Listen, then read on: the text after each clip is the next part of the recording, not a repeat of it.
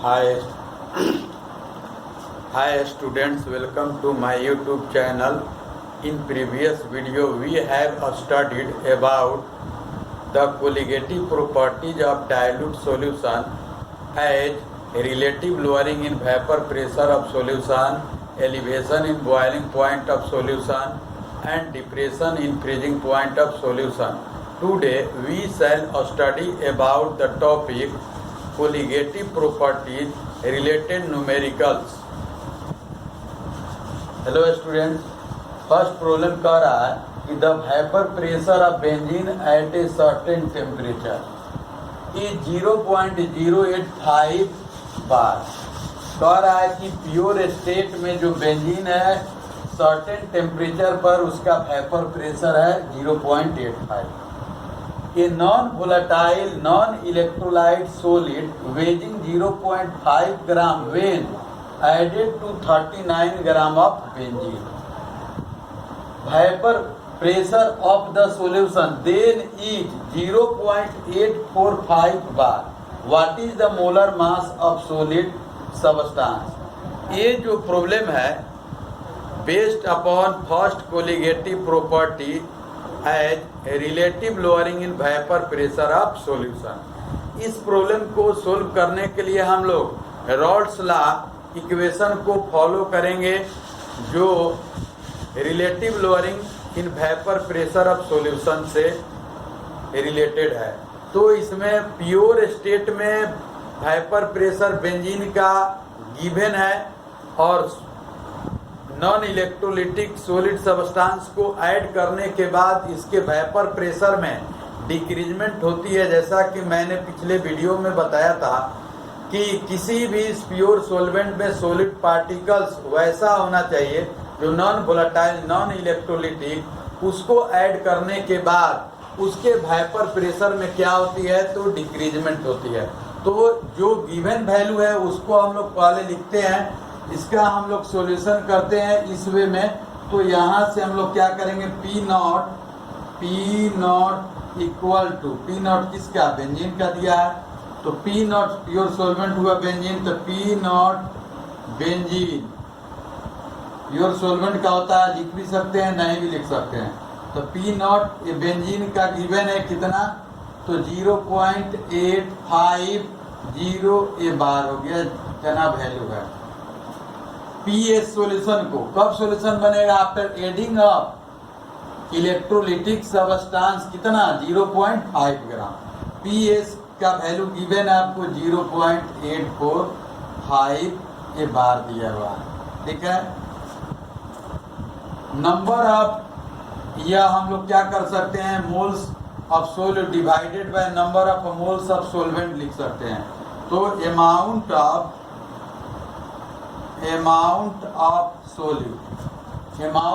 Solute दिया है कितना, अमाउंट ऑफ सोल्यूट हो गया आपको 0.5 ग्राम, और ये वैल्यू हो जाएगा आपको W1 ले लीजिए, W1 0.5 ग्राम, ठीक है। इसका मोलेकुलर वेट निकालना है, molecular mass of solute measurement करना है, ये वाट हो गया, इसको हम लोग M1 मान लेते हैं, ठीक है। Amount of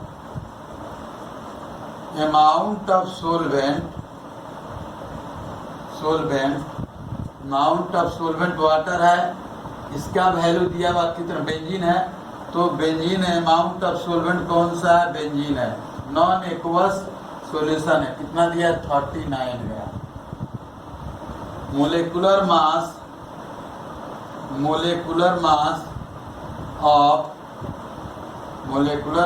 of solvent benzene हुआ, इसका हो गया 78 ग्राम पर मोल गिवन है।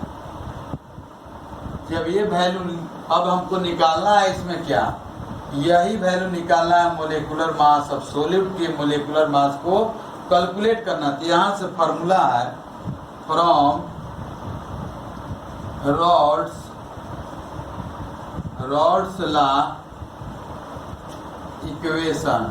लॉ इक्वेशन से यही formula delta P upon P naught equal to small N divided by capital N, इसको हम लोग इक्वेट कर सकते हैं। तो यहाँ से W1 डिवाइडेड बाय M1 हो गया, और यह है W2 डिवाइडेड बाय M2। यहाँ से फाइनली आपको ये क्या होगा, क्रॉस मल्टीप्लाई ऊपर चला जाएगा, तो यहाँ से वैल्यू निकल जाएगा। अब इसके बाद हम लोग क्या करेंगे, इसमें जो गिवन वैल्यू है इसको पुट करेंगे, और जिसको निकालना है हम लोग क्या करेंगे, इसको रीअरेंज करके निकाल सकते हैं। तो हमको निकालना क्या है, मोलिकुलर मास ऑफ सॉल्यूट निकालना है। तो यहाँ से हम लोग फार्मूला इसको आगे इसको बढ़ा सकते हैं। हम लोग यहाँ से लिखेंगे हम लोग क्या, delta P divided by P naught equal to W1 upon M1 हो गया, ये W2 M2 कहाँ चला जाएगा, ऊपर चला जाएगा, और ये हो जाएगा W2 नीचे हो जाएगा। वैल्यू को हम लोग रख सकते हैं, या M1 यही निकालना है। M1 इक्वल टू या delta P divided by P not है, तो डेल्टा P का वैल्यू हो जाएगा, लिख सकते हैं P naught minus PS divided by P naught equal to W1 into M2 हो गया divided by M1 multiply W2। अब वैल्यू जो है पुट कर देते हैं। 0 पॉइंट कितना है, 85 है, माइनस 0.845 है, और यह हो गया 0.850। W1 का वैल्यू 0 पॉइंट कितना दिया है, 5। M2 molecular mass of solvent 78, solvent है बेंजीन। M1 हमें प्राप्त करना, multiply W2 amount of solvent कितना गिवन है, तो अमाउंट ऑफ सोलवेंट 39 ग्राम है, 39। इसको तो यहीं से आप कैंसिल कर सकते हैं, ये 2 हो गया।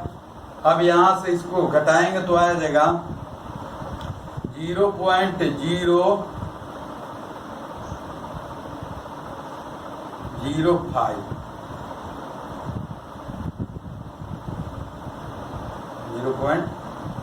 0 पॉइंट ये हो गया 05 हो गया। यहाँ से हम लोग घटा लिए 50 में से, ये हो जाएगा 45, तो यहाँ से आ जाएगा पॉइंट है इसके लिए। तो इसको डिवाइडेड बाय 0.850 मतलब 85 इक्वल टू 0.5 मल्टीप्लाई हो जाएगा 2 डिवाइडेड बाय M1 हो जाएगा। अगर दिक्कत होता है तो इसको यहाँ से सब्सट्रैक्ट कर लीजिए, 850 में से 0.845 हो जाएगा, ये 5 मिलेगा, और ये हो जाएगा आपको 40 आए 0, तो 0.05 है, 005, ठीक।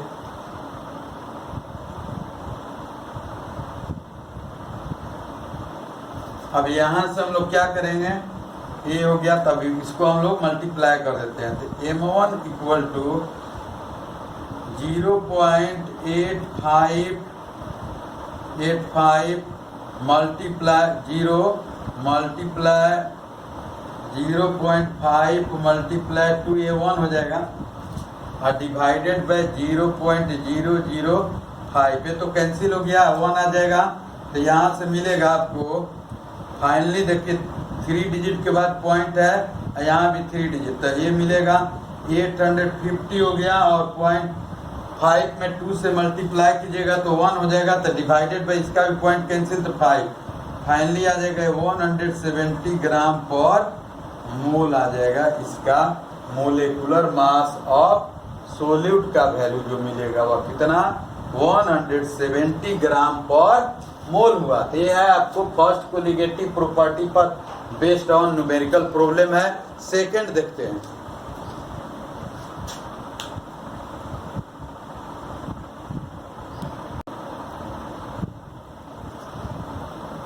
सेकंड न्यूमेरिकल है, calculate the mass of solute of molar mass 342 gram per मोल। मतलब एक सोल्यूट है जिसका मोलर मास दिया है, उसमें उस सोल्यूट का मास अमाउंट निकालना है। पर that should be dissolved in 150 gram of water to reduce its vapour pressure to 22.8 torr। The vapour pressure of pure water at 25 degree C equal to इतना टॉर होता है। जब भी प्योर सॉल्वेंट का वेपर प्रेशर होगा वो अधिक होगा। P naught is greater than P S. जैसे ही सोलवेंट में हम लोग क्या करेंगे, सॉलिड पार्टिकल को ऐड करते हैं तो कोलिजन रेट उसका डिक्रीज हो जाता है। तो कोलिजन रेट डिक्रीजमेंट होने से number of vapour molecules are produced in less number, कम संख्या में होगा। तो इसके कारण वेपर मोलेक्यूल जब कम बनेगा तो वेपर प्रेशर भी रिड्यूस हो जाएगा। So the vapour pressure of pure solvent is higher than the vapour pressure of solution. तो इस प्रॉब्लम को सोल्व करेंगे कैसे, अमाउंट ऑफ सोल्यूट निकालना है। तो इसमें दिया है कौन सा, तो मोलेकुलर मास गिवन है, मोलेकुलर मास गिवन है। वाटर जो प्योर सॉल्वेंट है उसका भी अमाउंट गिवन है। सोल्यूट का अमाउंट निकालना है, कौन सा सोल्यूट है उसका मोलेकुलर मास है दिया हुआ है। तो हम लोग delta P upon P naught equal to small N upon capital N से इसको हम लोग सोल्व कर सकते हैं। तो इसको सोल्व करेंगे according to Raoult's law equation. According to Raoult's law equation क्या कहता है, तो डेल्टा पी अपॉन लिखेंगे, यहाँ सॉल्यूशन करेंगे, सॉल्यूशन सोल्व करते हैं इसको, फ्रॉम अकॉर्डिंग टू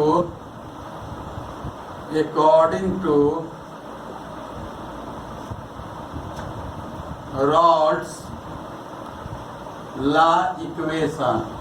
तो रॉड्स लॉ इक्वेशन के आधार पर इसको सोल्व करेंगे। तो रॉड्स लॉ इक्वेशन कहता है क्या, delta P upon P naught equal to small N by capital N. ये तब हम लोग लागू करते हैं जब सॉल्यूशन क्या हो, वेरी डाइल्यूटेड हो। तो स्वाभाविक है कि इसमें अमाउंट हम लोग निकाल के देखते हैं। जनरली 150 ग्राम ऑफ वाटर है और चीनी का थोड़ा सा भी मात्रा इसमें डिजल्व है, तो समझिए को क्या है, तो आपको वह डाइल्यूट सॉल्यूशन है। अब इसमें जो गिवन वैल्यू है उसको पहले लिखते हैं। वेपर प्रेशर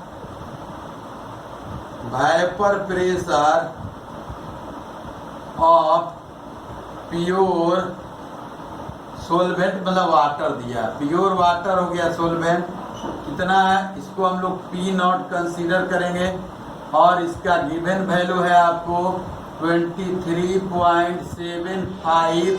ये हो गया आपको टॉर हो गया। ये हो गया वेपर प्रेशर प्योर सॉल्वेंट का हो गया।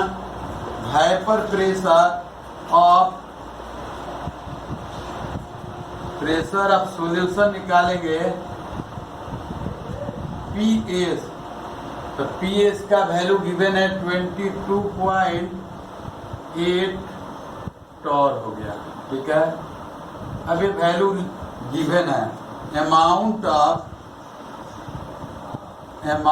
ऑफ सोल्यूट W1 मानिए ये निकालना है 1। Molecular mass of solute M1 given है 342 gram per mole. Amount of solvent, मतलब अमाउंट ऑफ सोलवेंट वाटर है, amount of pure water equal to हो गया आपको 150 ग्राम हो गया। मोलेकुलर मास जानते हैं हम लोग, molecular mass of water equal to 18 gram per mole हो गया, 18 ग्राम पर मोल। अब इसके आधार पर हम लोग क्या कर सकते हैं, अब उनको निकालना है अमाउंट ऑफ सोल्यूट तो निकाल सकते हैं, ठीक है। तो यहाँ से अब हम लोग को वैल्यू मिलेगा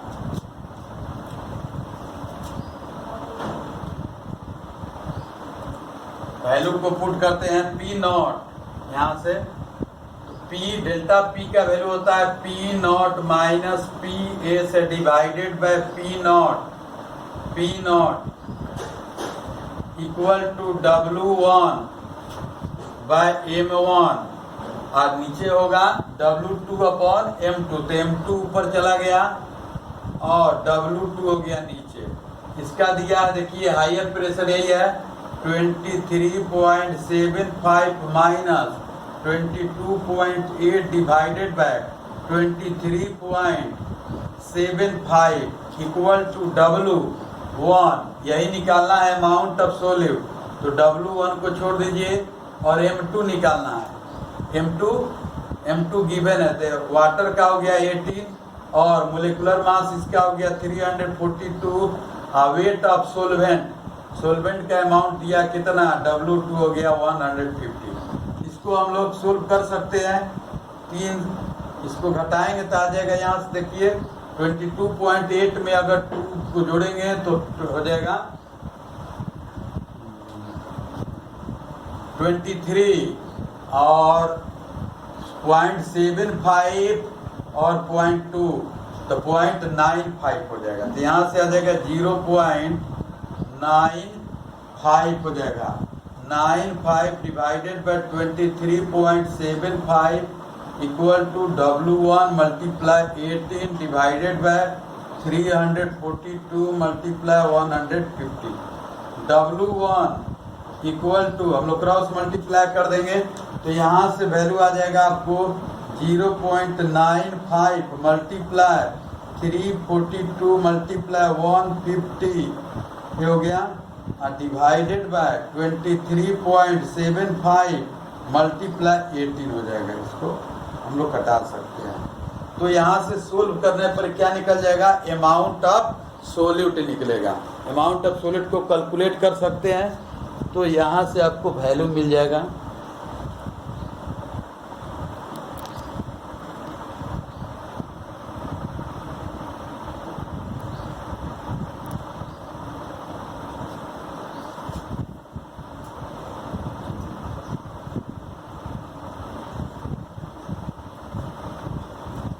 सोल्व करने पर इसका वैल्यू आ जाएगा 114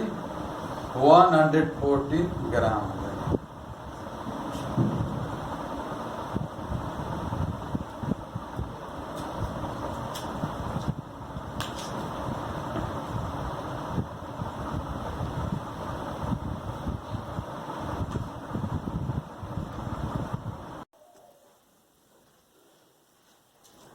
नेक्स्ट प्रॉब्लम कर रहे current of dry air is pass through a solution of 26.66 gram of a substance in 200 gram of water and then throw water alone.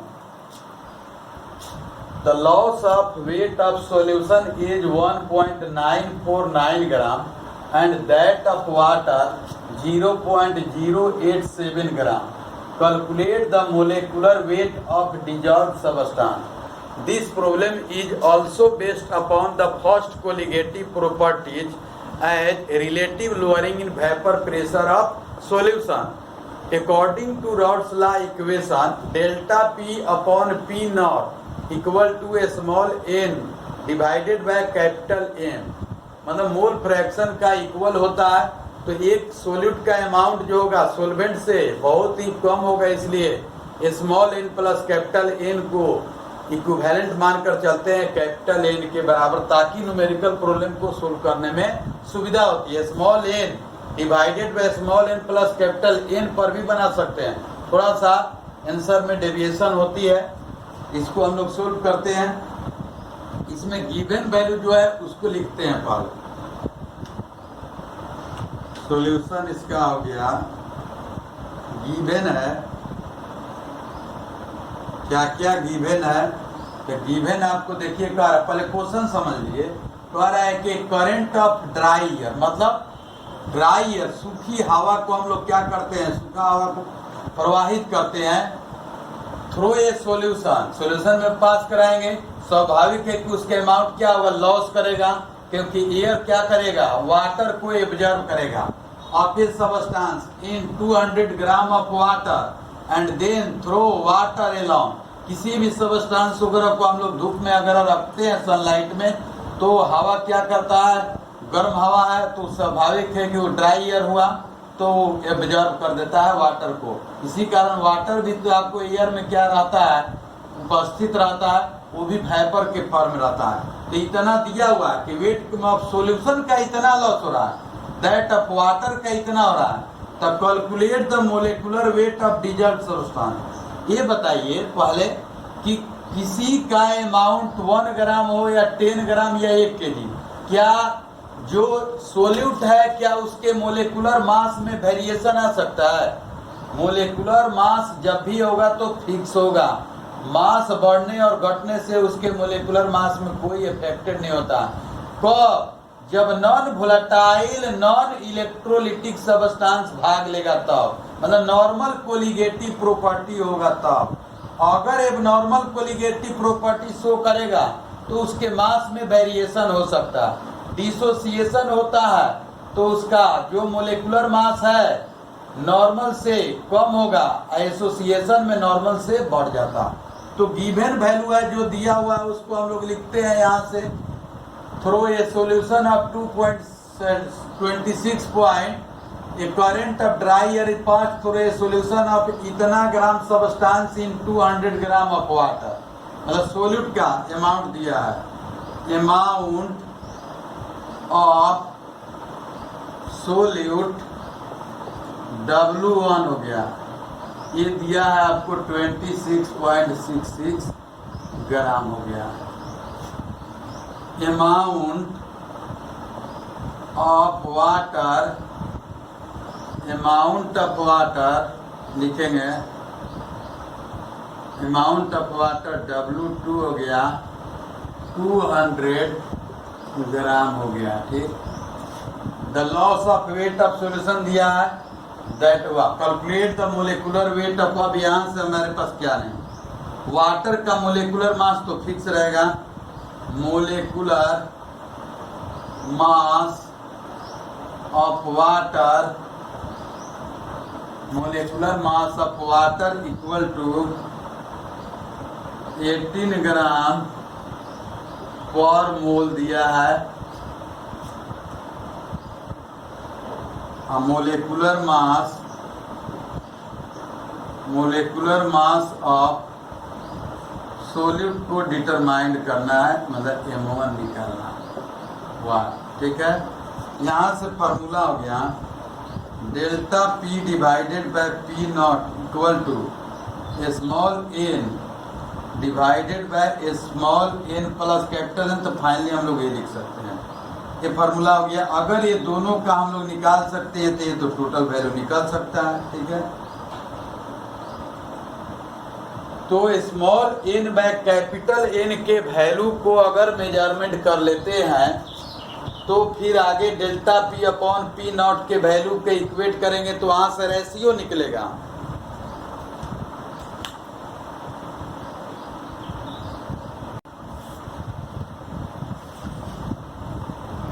P delta P upon P naught equal to small n by capital N।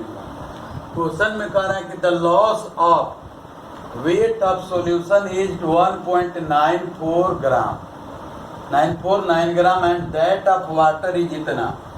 तो from question से कह रहा है कि solution के amount में कितना का टोटल, जब ड्राई एयर को हम लोग पास करा रहे हैं तो अप्रॉक्स 1.949 ग्राम इसके वेट में क्या हो रहा है, लॉस हो रहा है।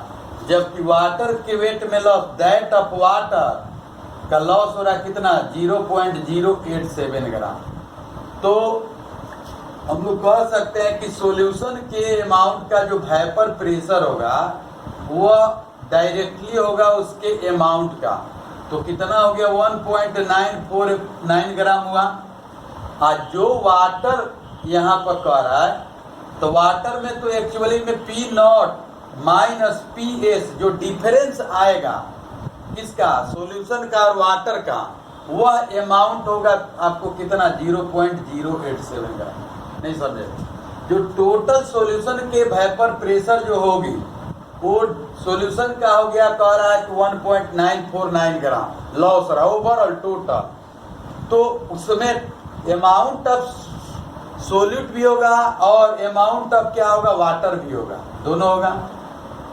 तो यहाँ से P naught minus P S ये डायरेक्टली होगा। जो डिफरेंस आएगा, जो डिफरेंस वो किसके कारण आएगा? द डिफरेंस जब भी आएगा तो वाटर ही क्या होगा, एक्चुअली में वेपर के फॉर्म में क्या होगा, ये इवेपोरेट हो जाएगा। बाकी तो कोई भी दूसरा सबस्टांस है वो लॉस करेगा, तो वेपर के फॉर्म में ना जाके दूसरे वे में भी लॉस हो सकता है। तो P naught minus P S directly proportional to हो सकता है 0.087। अब P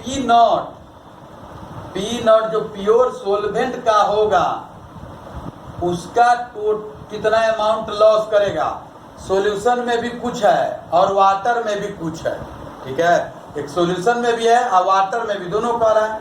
ये वाटर जो कह रहा है कि 200 gram of water and then throw water along, एक पूरा सबस्टांस को 200 ग्राम वाटर में डाला गया तब पास करा जा रहा, एक वाटर को पास करा जा रहा, दोनों। तो ये हो जाएगा P naught directly proportional to, ये पूरा हो गया सॉल्यूशन का, तो 1.949 प्लस ये आ जाएगा, ऐड हो जाएगा जो डिफरेंस आ रहा है उसका, मतलब जो सॉल्यूशन में जो है वाटर का अमाउंट पूरा कलेक्टिवली जो इवेपोरेट हो रहा है उसका, और ये वाटर का जो प्यूरेस्ट फॉर्म है उसका, दोनों को जोड़ देंगे तो सॉल्यूशन को में जब ड्राई एयर पास किया गया तो उसके कारण जो वेट लॉस किया वाटर का, एक डायरेक्ट इतना लॉस किया, तो ये जोड़ देंगे तो ये प्योर सोलवेंट हो गया वाटर, उसका ओवरऑल इतना लॉस करेगा। तो हम लोग लिख सकते हैं वहां से फॉर्मूला जो डेल्टा P हुआ, डेल्टा P 0.087, तो डेल्टा P का वैल्यू होता है P naught minus P S, और ये डायरेक्टली है 0.087 का, और P नॉट का वैल्यू हो गया है यह 2.036 हो गया, ये delta P upon P not का वैल्यू निकल गया, इक्वल टू W1, तो W1 अमाउंट ऑफ सॉल्यूट हो गया कितना, 26.66, और M2 ऊपर होता है, वाटर जो है सोलवेंट है उसका मोलेकुलर मास होगा कितना, तो 18 ग्राम होगा, तो 18 हो गया। यही M निकालना है, molecular mass of solute multiply 200 हो गया। इसको हम लोग क्या करेंगे, मल्टीप्लाई करेंगे इसको पूरा, तो यहाँ से आपको वैल्यू मिल जाएगा। इसको कटाते हैं हम लोग, जैसे मान लीजिए कटाते हैं, या M इक्वल टू फाइनल हो जाए, क्रॉस मल्टीप्लाई कर दीजिए, 2.036 multiply 26.66 multiply 18 divided bye 0.087 multiply 200 हो गया। अब यहाँ से इसको हम लोग करते हैं, तो यहाँ से हो जाएगा 2 से ये 9 हो जाएगा, ये हो जाएगा 100 हो जाएगा। अब यहाँ से फाइनली हम लोग क्या कर सकते हैं, मल्टीप्लाई कर दीजिए, और मल्टीप्लाई करने के बाद डिवाइड करेंगे, टोटल इसको मल्टीप्लाई कर दीजिए, और मल्टीप्लाई कर नीचे वाले को भी मल्टीप्लाई कर देंगे, तो यहाँ से वैल्यू निकल जाएगा आपको टोटल, वो मोलेकुलर मास ऑफ सोल्यूट निकल जाएगा, यहाँ से M का वैल्यू निकल जाएगा। जो भी आता हो इसको कैलकुलेट आप कर सकते हैं। Tomorrow onwards we shall start the next topic, the elevation in boiling point of solution related numerical problems. Please subscribe my YouTube channel and like it. Thanks.